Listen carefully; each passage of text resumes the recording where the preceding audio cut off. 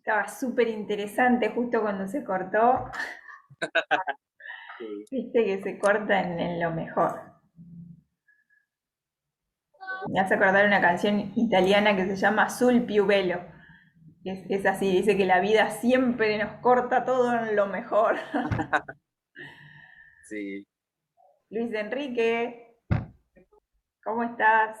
pero está muy bien, gracias a Dios, escuchándote que la vida siempre nos corta todo lo mejor, pues no siempre, no hay que ser tan pesimista.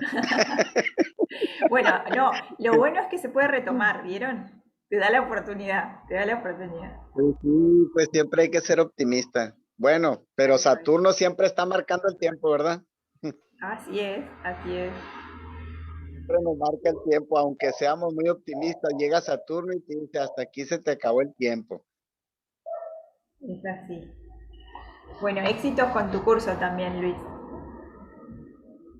Y ya tuve la plática, ya tuvimos la plática, estuvo formidable, hablé de Genial. de mis experiencias en todos mis 40 años que he vivido en la institución, con los maestros, ¿no? Las experiencias que he tenido, entonces estuvo formidable. Se, se grabó la plática y estuvo muy interesante. No la compartiste en el grupo, ¿verdad? No, no la he compartido todavía. Bueno, Como compartila. me la mandaron por Telegram, la voy a compartir en su momento, ¿no? Eso es Genial, lo que voy a sí. hacer. La voy a Buenísimo. compartir y pues está muy interesante porque es toda mi experiencia ahí resumida. Súper. Genial. Muchas gracias. Hasta luego. Gracias a vos. Bueno, esperamos tu Bye. Luis, link. Marta Dinora. Luis, sí, que Luis tal vez nos puede compartir, creo que la mayoría tenemos en Telegram por los grupos y ahí que nos busque por el nombre y con gusto le escuchamos y le vemos. Tal cual, tal cual. Sí, yo tengo Telegram también, así que estaría buenísimo. Genial. La verdad que sí estaría buenísimo porque dije muchas cosas que normalmente no las dicen. Sí, tengo una. Muy bueno.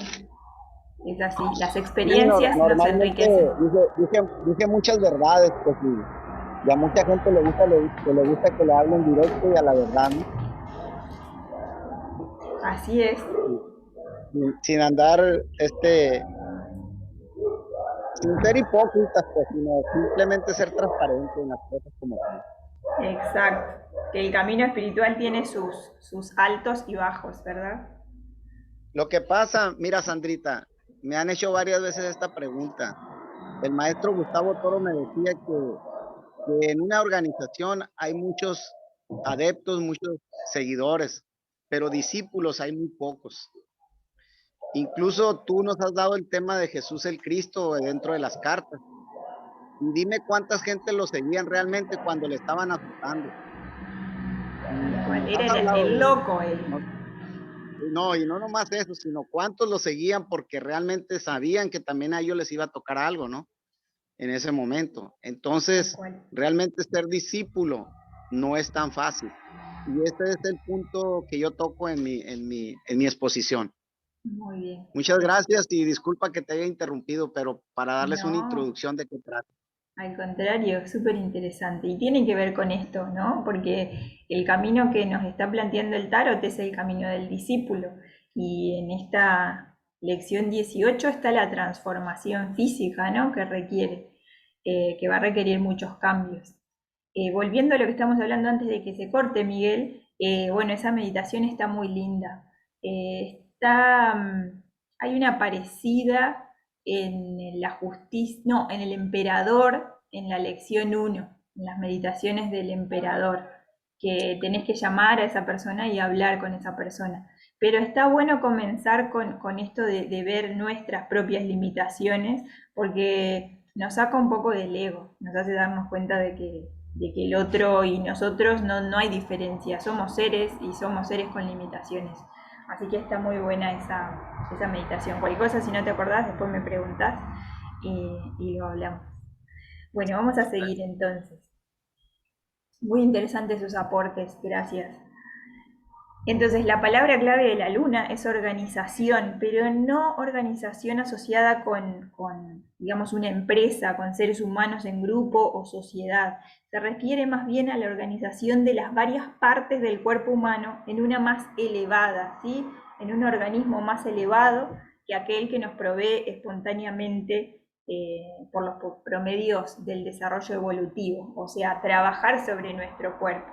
¿Sí? Trabajar sobre nuestros cuerpos sería, porque no solo trabajamos sobre el cuerpo físico, trabajamos sobre el mental y trabajamos sobre las emociones y trabajamos sobre el cuerpo energético también, porque esto de ser más cuidadosos con lo que pensamos, con lo que decimos y con lo que hacemos tiene que ver con nuestro cuerpo pránico. La aplicación práctica de los principios de la sabiduría eterna están dirigidos a efectuar este cambio en el organismo humano. Las criaturas en la escalera evolutiva por debajo del hombre son incapaces de la modificación de sí mismos. Los animales, las plantas, colocados bajo la influencia del hombre, sí pueden ser modificados considerablemente en un tiempo relativamente corto. Sin embargo, muestran una tendencia a... perdón que no compartí la pantalla. Estoy grabando, pero no compartí la pantalla. Ahí va. Les decía que muestran una tendencia a revertir hacia los tipos primitivos cuando la influencia del hombre es removida por cualquier razón. Por ejemplo, la más fácil es un perrito, ¿sí? Un perrito. Yo tengo un perro y le enseño a hacer pis en un lugar, le enseño a jugar y traer la pelota, le enseño, bueno, como por ejemplo los perros que hacen búsqueda de personas perdidas, yo lo ordeno de algún modo, ¿sí? Esa domesticación le da un orden. Si ese perrito se pierde y queda salvaje, va a volver a disminuir en ese entrenamiento, ¿sí? No va a tener tanto orden. Lo mismo las plantas. Hay algunos que hacen con hasta cisnes con ligustrina, ¿sí? Es como darle un orden diferente al crecimiento irregular de la naturaleza, y a eso se refiere. El gran arte, como los alquimistas llaman a su práctica, tiene que ver con la producción de un tipo de cuerpo humano más elevado, más fino, más sensitivo y más responsivo, ¿sí? ¿A qué se refiere con esto de responsivo? Si nosotros no cuidamos nuestros cuerpos, les ponemos alimentos de baja vibración, consumimos alcohol, consumimos drogas e intentamos, por ejemplo, meditar, ese cuerpo no va a ser responsivo, ¿sí? Porque va a estar tan intoxicado que no va a ser un medio, un canal para esa energía una. Entonces, a medida que lo vamos purificando, a medida que lo vamos utilizando, ese cuerpo se vuelve responsivo, igual que la mente. Si yo no entreno la mente, esa mente va a seguir en el balbuceo todo el tiempo sin parar. En cambio, si yo la entreno, si yo trabajo mi mente va a ser responsiva. Y cuando yo necesite la calma, me la va a dar. ¿Sí? Por otro lado, también no me va a gobernar. A veces nos pasa que nos quedamos en el antojo, ¿sí? No sé cómo se dice en las diferentes partes del mundo, pero acá se dice antojo, lo que yo quiero, lo que me gusta, ¿sí? Necesito comer esto. ¿Por qué necesito comer eso? No necesito, realmente necesito nutrirme, ¿sí? Si yo entreno mi cuerpo, si yo construyo un cuerpo saludable, el cuerpo no me va a gobernar. No voy a necesitar tomar gaseosa. Voy a poder tomar agua porque lo que mi cuerpo necesita es hidratarse. ¿Se entiende? A eso se refiere con responsivo. Esto no es efectuado por medidas eugenésicas, no tiene que ver con los genes, tampoco tiene que ver con la selección o la crianza, sino que esta transformación es llevada a cabo por la acción directa de la voluntad e imaginación del hombre sobre su propio vehículo de carne y sangre, ¿sí?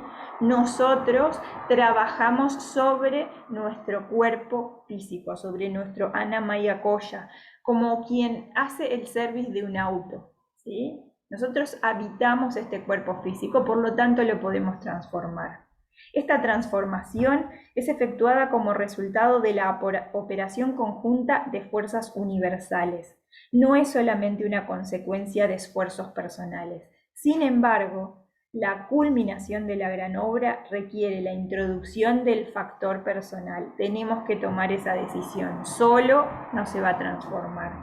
Ningún hombre lleva a cabo esta obra sino hasta cuando él mismo ve y entiende y aplica los principios, leyes y fuerzas aplicadas en esta transformación de su propia sustancia, lo cual es llamado por los alquimistas la operación del sol. El hombre mismo no es solo el operador, sino también es el sujeto de la gran obra. Eso es muy interesante. Miren qué bonita imagen. Él se está preparando para ser un piloto. Esta realización se hace posible por el ejercicio de la imaginación, porque la imaginación hace claros y definidos nuestros deseos y aspiraciones. Acuérdense, el mago pone la atención, selecciona la semillita, las semillitas se plantan, la sacerdotisa y la emperatriz la usa para crear. La usa para crearnos. Las imágenes mentales son los modelos que pasamos a la subconsciencia, son los modelos con los que alimentamos, las semillitas con las que alimentamos la subconsciencia. La constructora del cuerpo y la controladora de todas sus funciones. Si nuestros modelos son claros y definidos, y los mantenemos intactos, entonces la subconsciencia construirá un cuerpo que corresponda a ellos.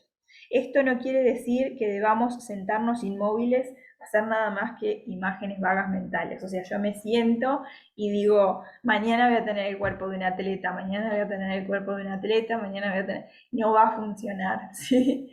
Tengo que tener el objetivo de tener el cuerpo de un atleta y tengo que hacer el entrenamiento que se requiera, ¿sí?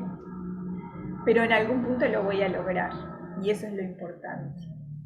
Por medio de tal práctica, no transmutaremos nuestro cuerpo solo imaginando, necesitamos la acción. Lo que se quiere decir es que cuando nuestras imágenes mentales son vívidas, nos proveen con modelos para la transformación corporal y nos impelen a seguir cursos de actividad que producen los cambios necesarios, ¿sí? O sea que tenemos que tener claro a dónde queremos llegar con ese cuerpo. No podemos ir fluctuando. Muy bien, en este caso queremos que nuestro vehículo físico, por ejemplo en el camino espiritual, sea adapto para este desarrollo. Si cada uno tiene, por ejemplo, es músico o desarrolla algún otro tipo de actividad, bueno, va a tener un cuerpo específico para ese tipo de actividad.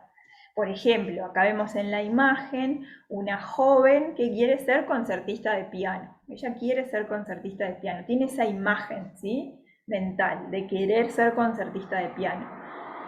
La imagen esa va a dominar su acción, ¿sí? Así que se va a dedicar gustosamente a todas las horas de práctica que necesitan y que se requieren para poder desarrollar ese cuerpo, para poder tener un sentido musical, ¿sí?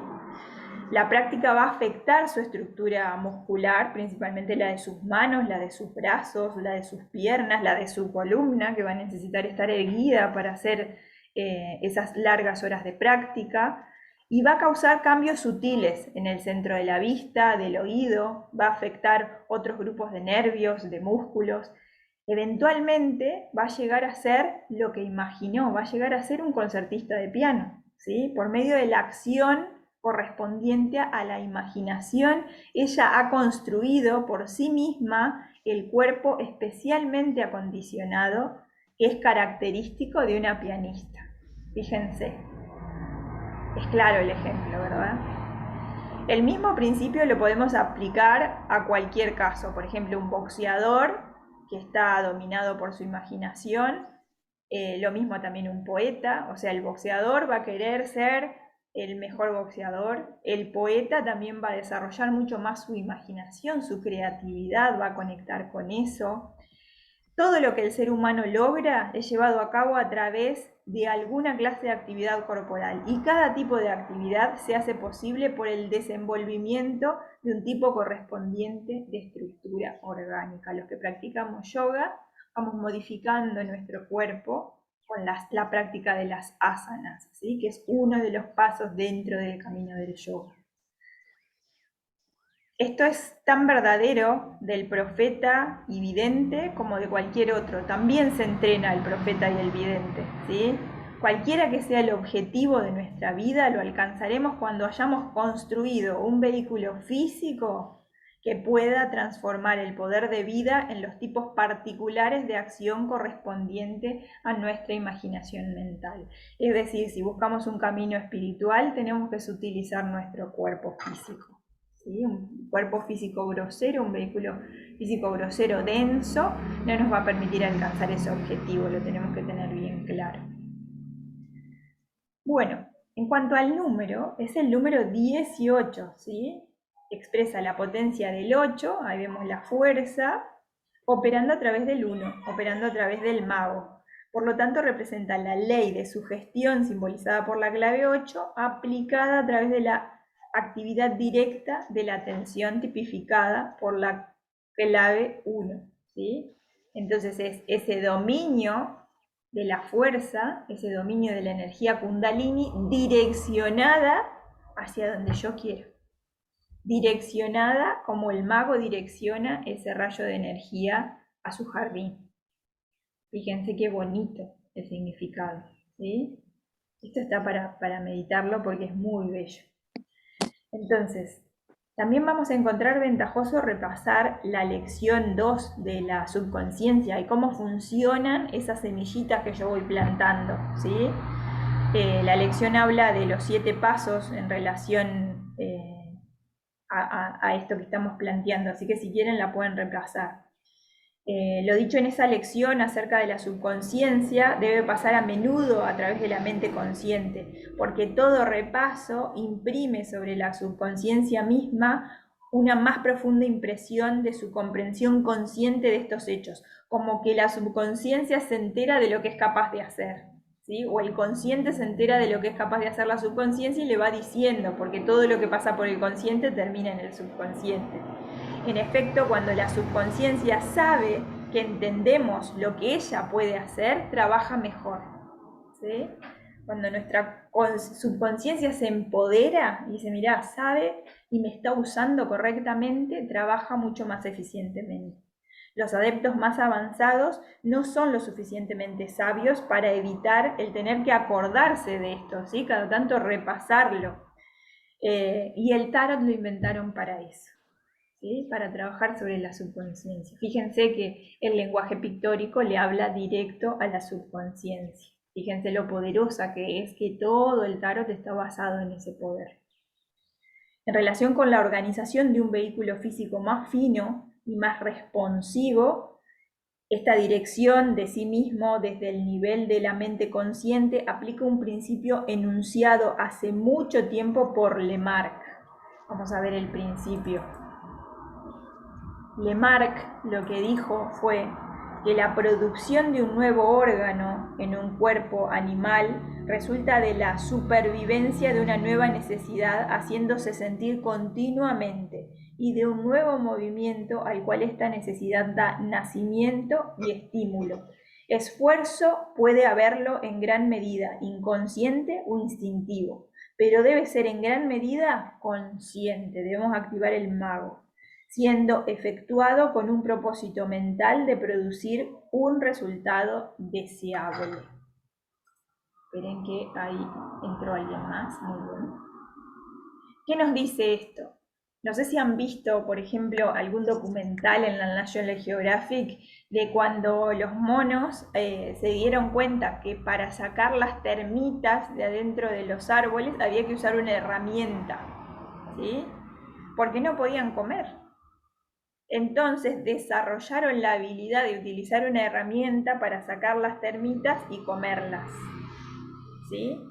Entonces se generó una nueva habilidad porque había una necesidad haciéndose sentir continuamente. Fíjense la palabra, ¿no? Ahí la van a ver, continuamente. ¿Dónde está la palabra? Continuamente, aquí, ¿sí? Esa palabra nos indica que para modificar nuestro cuerpo debemos sostenernos en la práctica. Fíjense la importancia de los 40 días, ¿sí? Para generar un hábito. Si yo lo hago esporádicamente, no genero esa necesidad continua y no me modifico. Es una buena clave, piénsenlo. Ya lo van a tener en la lección después. Muy bien, seguimos. Llegamos a la parte posterior de la cabeza, lo que implicaba eso que yo les dije que tenía que ver con la letra Kop, ¿sí?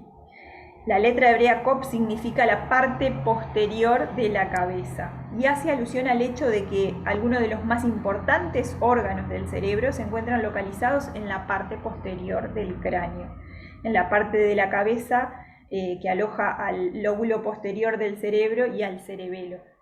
El lóbulo posterior del cerebro contiene el centro visual, así que es realmente verdad que vemos por la parte posterior de la cabeza.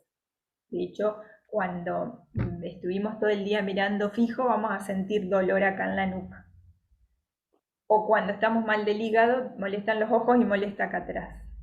Bueno, ahí encontramos esa relación para tenerlo bien clarito.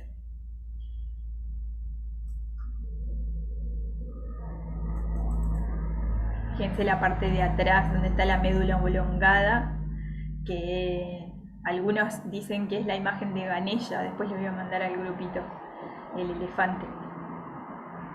Muy bien, exactamente debajo del lóbulo posterior del cerebro se encuentra un nudo de tejidos nerviosos llamado médula oblongada, uniendo el cerebro al cordón espinal y sus ramas, ¿sí? Sería como nuestro Sushumna Nadi, el principio del Sushumna, o el final del Sushumna Nadi, depende de cómo se vea. Por lo tanto, la médula es el eslabón de unión entre los centros superiores de sensación, pensamiento y acción localizados en la cabeza y los centros subordinados focalizados en el cuerpo. La médula misma es en verdad un nudo, presentando muy intrincados problemas a los anatomistas y fisiólogos. Es improbable que algunos de estos problemas puedan ser resueltos por quienes dependen de métodos ordinarios de investigación. Insatisfactorio como debe ser el estudio ordinario del sistema nervioso, puesto que los tejidos examinados bajo un microscopio son tomados de cuerpos muertos, ¿sí? Se ha encontrado que la médula gobierna la respiración, regula el corazón y que contiene el centro principal que controla la circulación de la sangre a través del cuerpo. Además tiene otras funciones de importancia básica en el sostenimiento del organismo. En consecuencia, el nudo de nervios en la parte posterior de la cabeza es realmente la que nos mantiene vivos, porque sus funciones son efectuadas sin interrupción, aún mientras dormimos. Obviamente, como los estudios se hacen sobre cuerpos muertos, la parte energética de la función de la médula no la van a conocer, ¿sí? Pero bueno, tenemos textos que hablan sobre eso. El sueño, en consecuencia, se asigna en Kabbalah a la letra Kop justamente, porque la conciencia que permanece activa en la personalidad durante el sueño tiene sus centros más importantes en la parte posterior de la cabeza. El sueño es el periodo de descanso y recuperación durante el cual el desperdicio causado por la actividad diaria se elimina y nuevos materiales son tejidos en la estructura corporal. Generamos un orden de las experiencias vividas durante el día, ¿sí? A través del sueño. En el sueño se repara eso y se relaja la tensión. El cuerpo, cuando soñamos, por ejemplo, está ordenando todas las experiencias. De hecho, el Yoga Nidra estudia justamente este proceso, ¿sí? Que tiene pasos. Maestros en meditación hace muchísimos años descubrieron cómo funcionaba. Funciona a través de arquetipos. Los sueños son ilógicos porque tienen que ver con el trabajo del cerebro de ir ordenando esa información para liberar tensión en la mente. Necesitamos dormir porque si nos mantenemos despiertos, la gran cantidad de información que se acumula en el cerebro nos vuelve incapaces de manejar esa actividad mental, ¿sí? Por eso se usa para torturar personas, justamente porque nadie puede ser lógico, puede estar en dominio de su mente si está sobrecargada de tensión. Necesita cada tanto ir ordenando. Por eso es bueno, cuando uno está estudiando, hacer periodos de sueño para ir ordenando esa información. Por ahí algo no nos va a salir, un problema no lo vamos a poder resolver y estuvimos estudiando un montón, nos acostamos, dormimos un rato, cuando nos despertamos la información se procesó y nos sale todo, ¿sí? Así que es una buena técnica para utilizar, aprovechar el potencial del sueño. Muy bien. Cuando dormimos, los planes y pensamientos que nos han tenido ocupados durante el día son sazonados y conducidos a la madurez. Por esto es proverbial que la noche trae consejo, ¿sí? Por eso que les decía, porque vamos ordenando todo lo que aprendimos durante el día. Muchos problemas han sido resueltos durante la noche. Nuestros procesos mentales continúan en niveles subconscientes aún mientras las células del cerebro superior descansan. Es durante el sueño que nuestras aspiraciones y esfuerzos son incorporados en estructuras orgánicas. Lo que hemos pensado y hecho durante el día continúa influyendo sobre el cuerpo mientras dormimos. He aquí por qué es ventajoso revisar los hechos del día antes de irnos a dormir, como si vemos una película en reversa, ¿sí? Sin juzgar, vemos todo lo que hicimos, vamos pasito a pasito para atrás. Si nos quedamos dormidos en alguna parte del proceso, no importa, el cerebro una vez que se activó lo va a seguir haciendo. Así que antes de ir a dormir nos acostamos y vamos repasando todo lo que hicimos durante el día hasta que nos despertamos. Inclusive podemos ir un poquito más y si nos acordamos ver qué soñamos. Eso para anotar en el cuadernito es un ejercicio maravilloso. Entonces, si hacemos este repaso, vamos a ver dónde nos quedamos cortos sin juzgar y nos vamos a determinar vigorosamente hacerlo mejor la próxima vez que nos encontremos ante una situación semejante. Intensificamos el efecto de todas nuestras buenas obras por esta repetición mental de nuestros pensamientos y actos originales. Entonces, antes de prepararnos para dormir, traemos una vez más ante nosotros, lo más claramente que sea posible, la imagen de aquello que a nuestro más elevado y verdadero deseo durante el día. Por este medio incorporamos realmente nuestras aspiraciones en nuestra carne y sangre, imprimiendo así nuestro deseo dominante sobre todas las células. Ahí está, creo que salió Luis. Muy bien, ¿les gustó esta primera parte? Súper interesante, ¿verdad? Sí, muy interesante. Justamente de mi práctica, lo que yo anoté sobre, o mi problema en el que me centré, fue la energía, mi energía. Porque, por ejemplo, nos decía Marta Ignora que ella se levanta muy temprano, y la clase pasada dijo que ella se levantaba y a esa hora se ponía a meditar en algún momento de su vida. Pero a mí no puedo hacerlo porque termino sin energía. Entonces, ahorita que mencionabas del sueño, y fue una de las cosas que yo anoté, porque mis respuestas fueron otras preguntas. Por ejemplo, ¿cómo dormir adecuadamente? Porque yo termino justamente con un dolor aquí abajo del cráneo. Así, me levanto y como a las 6 de la mañana ya tengo ese dolor. Si me quedo acostada más tiempo, más me duele, ¿no? Entonces, pues, sí me levanto, pero me levanto sin energía. Claro. Y entonces justamente ese era mi ese es mi meditación o mi tema a resolver. Entonces, Patri, fisiológicamente el horario óptimo para dormir es de las 10 de la noche a las 2 de la mañana. Yo sé que es difícil, ¿sí? Porque casi nadie se puede acostar a esa hora, pero sabe que es el mejor horario, ¿sí? Después también ser ordenado en nuestros hábitos, o sea, comer a las mismas horas y darnos tiempo desde que cenamos hasta que dormimos, es algo muy bueno. Como herramientas que te doy para ver si te sirven a la hora de dormir. Después también hacer algún estiramiento antes de dormir está muy bueno. Y con respecto a la energía, ver qué te consume mucha energía, ¿sí?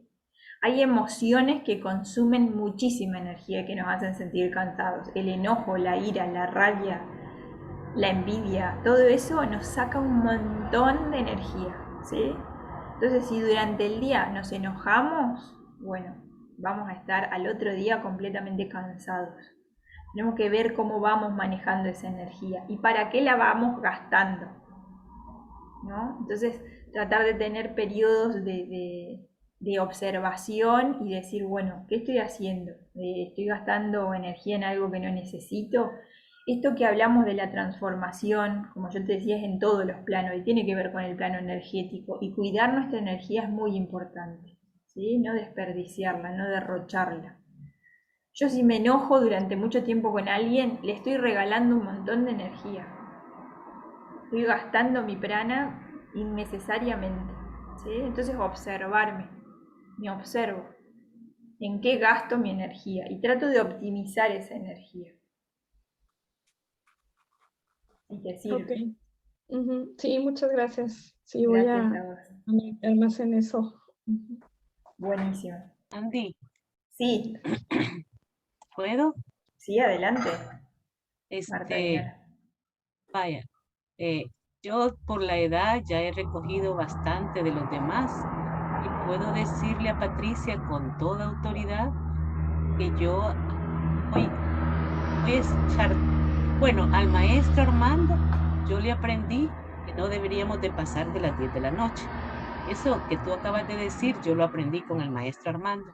Entonces, yo, si es posible, a las 8 estoy acostada y dormida. Muy Y bien. contigo, Sandy, aprendí a las respiraciones de loco, las 4 a la hora de dormir. Y lo otro, hay un televisor en el cuarto de matrimonio y mi marido tiene costumbre de ver los deportes a esa hora. Entonces, los deportes no es malo, pues ahí que, igual. Pero yo trato de bloquear eso, que no me afecte el deporte, las noticias y todo. Y trato de respirar y me duermo con una frase que también aprendí. Es dulce reposo, dulce reposo, dulce reposo. Y contigo, Sandy, también, que ese momento en que vamos a entrar en el sueño es tan importante, porque nuestra conciencia, nuestra subconsciencia van a estar trabajando aunque nosotros no queramos. Y lo otro, con esto termino, en la madrugada, se levantarme a la 1, 2, Yanira es testigo que le mando mensaje a esa hora, sí, entonces, leer salmos, meditar con salmos. Yo, el Salmo 119, que es el más completo, me sirve para los momentos más críticos. Entonces, meditar con salmos, decir que tú no sabes hebreo, pero por tus vidas anteriores ya tienes aprendido y con la intención del rey David vas a leer esos salmos y los lees porque tienen poder los salmos para meditar. Entonces, bueno, ahí vamos. Yo aprendí con el doctor Molina aquí en El Salvador que todos los ciclos tienen dos partes, una primera parte y una segunda parte.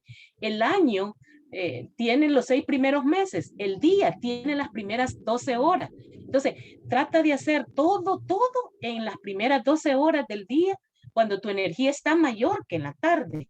Y en la tarde ya la tomas más al suave. Entonces, eso ayuda mucho. Son recomendaciones que uno va tomando de cada uno.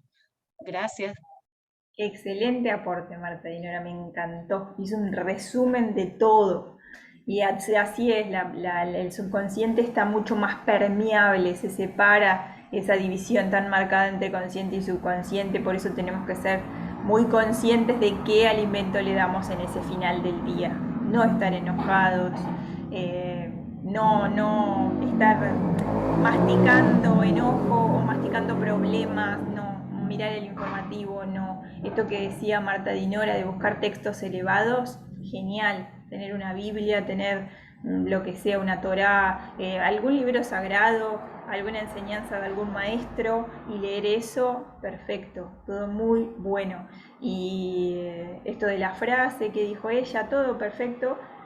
También le podemos sumar esto de hacer retrospectiva del día. Y sí es cierto que de 10 de la noche a 2 de la mañana es cuando el cuerpo más eficientemente descansa y hace todos sus procesos. Muy bien, volvemos a tener 4 minutitos, les aviso cuando hay que volver a conectarse y llegamos a la segunda parte de esta carta tan maravillosa de la luna que nos va a dejar tanta riqueza. El título de la clave 18 es una referencia directa a la subconsciencia y sus poderes de duplicación, reflexión, reproducción y del retorno de la energía de regreso a su fuente. En su significado más profundo, la clave simboliza, por consiguiente, el sendero de retorno. Ahí lo vemos al sendero en el medio. Una antigua máxima esotérica se encuentra claramente indicada por el simbolismo de esta clave y decía lo siguiente: primero la piedra, luego la planta, más tarde el animal y luego el hombre. Fíjense que todo eso está en la carta. Primero la piedra, luego la planta, más tarde el animal y luego el hombre. En la parte inferior del sendero, en la imagen del pozo, hay varias piedras. Ahí las podemos ver. Detrás de ellas se encuentran hojas puntiagudas de una planta acuática que son parecidas como a flechas, sugiriendo ese propósito y aspiración. La vegetación continúa por el campo y más allá. Escalando el terreno hay una forma de vida animal relativamente inferior, ¿sí? Es un crustáceo, es esa especie de langosta que vemos ahí. Y un poco más lejos hay un perro de un lado y un lobo del otro. Y luego vienen las torres, que son las estructuras humanas. Sin embargo, el sendero sigue después de esas estructuras humanas, ¿sí? El pozo debajo, ese laguito que vemos ahí, es el mismo que en la clave 14 y que en la clave 17 que vimos la semana pasada. Es el gran abismo de sustancia mental cósmica de la cual emerge la tierra seca de la manifestación física. De ella proceden todas las formas orgánicas e inorgánicas. Muy bien, está nutrido por el agua de la clave 2. Ahí lo vemos, al cabrajo, parece una especie de langosta. Es un crustáceo de caparazón dura, ¿sí? Como el de Cáncer. Observe que su forma es similar a un escorpión. Esta semejanza es una de las razones para seleccionar esta criatura particular como símbolo, aquello que se eleva y anima el viaje completo a lo largo del sendero del retorno. Es la fuerza del escorpión, como lo hemos visto a través de las lecciones. El cabrajo representa también, en su aspecto negativo, egoísmo, obstinación, aspereza. No obstante, en su aspecto positivo, es el tipo de propósito, determinación y persistencia. Debido a su coraza animal, tipifica también las etapas primitivas del desenvolvimiento en las cuales el estudiante aún piensa de sí mismo como separado del resto de la naturaleza y separado del espíritu. Ese es el simbolismo. Ahora vamos al perro y al lobo, y acá está nuestro trabajo, ¿sí? De domesticarnos, de trabajar sobre nuestro aspecto físico, sobre nuestros vehículos físico, mental, emocional. El perro y el lobo pertenecen al mismo género, la familia canina. El peligroso lobo salvaje es lo que la naturaleza produce, aparte de la interferencia y adaptación humana. Nos queda un minutito, así que si se corta, conéctense al toque que yo los incorporo al... Conéctense rápidamente. Digo al toque porque es un modismo argentino, perdón. Me escuché y supe que no tenía que decirlo.